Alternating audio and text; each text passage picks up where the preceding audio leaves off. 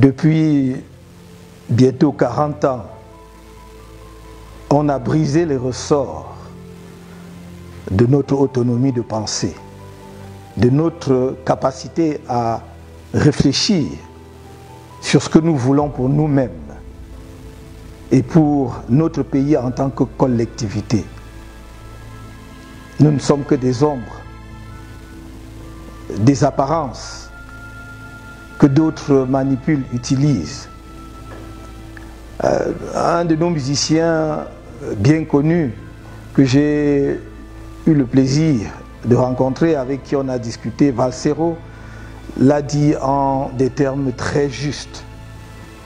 Nous nous agitons sans savoir pourquoi. Nous courons sans savoir où nous allons. On a éloigné les jeunes de la politique en disant l'école aux écoliers, la politique aux politiciens, alors que ce sont les mêmes jeunes que l'on manipule. Et parfois, les plus jeunes d'entre eux, ceux qui sont encore à l'école primaire. Non, la politique, c'est l'affaire de tous les Camerounais et au premier chef des jeunes, parce que c'est leur avenir qui est en jeu.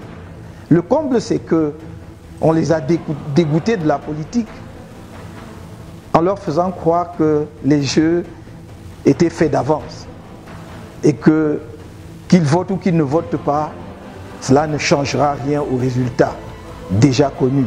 Mais je leur dis, le pouvoir du peuple est dans le vote, dans le bulletin de vote.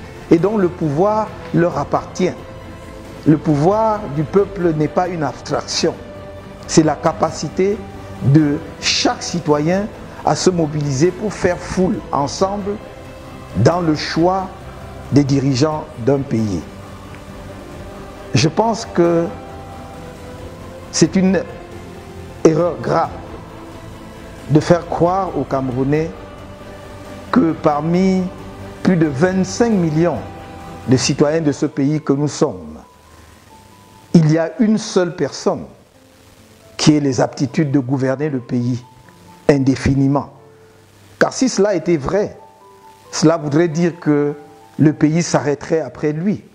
Car si cela était vrai, cela veut dire que l'on vous trompe en vous incitant à aller à l'école, à vous former.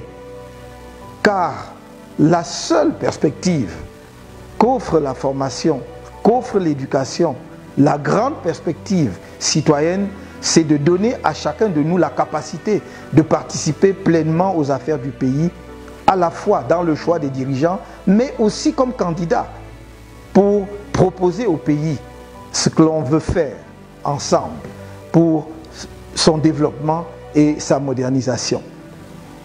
Depuis près de 40 ans, on vous présente la même personne qui du reste n'a jamais battu campagne, qui ne fait aucune proposition concrète sur les projets qu'il entend mettre en œuvre pour le pays. Et l'on vous dit, si ce n'est lui, c'est la catastrophe pour le Cameroun. Mais je puis vous dire que nombreux sont nos compatriotes qui ont les aptitudes pour conduire les affaires de la nation. Et si je me suis mis debout à la suite justement de la confiance que mes camarades de mon parti m'ont fait, si je me suis mis debout, c'est parce que j'ai un projet cohérent, pensé, réalisable que je voudrais proposer aux Camerounais et que je souhaiterais demain mettre en œuvre avec vous, avec l'ensemble du peuple camerounais. La jeunesse camerounaise va payer demain pour des ordinateurs que la plupart d'entre eux n'ont pas reçus.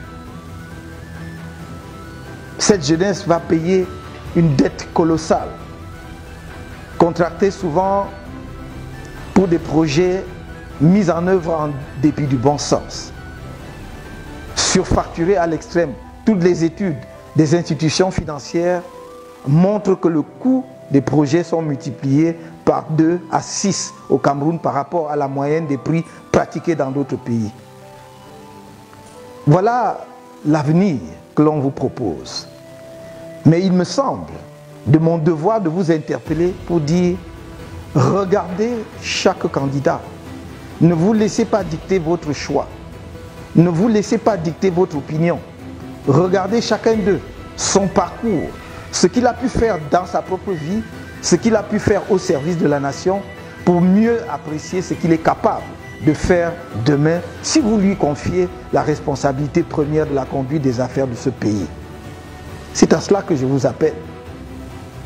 Et c'est une affaire collective. C'est une affaire de l'ensemble des citoyens. Il n'y aura pas un Messie qui descendra du ciel pour changer le Cameroun si les Camerounais eux-mêmes ne désirent pas changer leur pays et s'ils ne s'y impliquent pas pleinement. Il est temps de mettre un terme à la mise à l'écart de la jeunesse camerounaise. Notre vœu le plus ardent, c'est dans la phase dans laquelle nous allons entrer, de les compter nombreux parmi ceux qui vont être les agents de la transformation radicale que l'on veut opérer dans le pays. Mais surtout, qu'ils vont être ceux avec qui nous voulons mettre le pays sur de bons rails avant que la jeunesse prenne la suite et hisse notre pays au niveau où il mérite d'être, non seulement en Afrique, mais à l'échelle mondiale.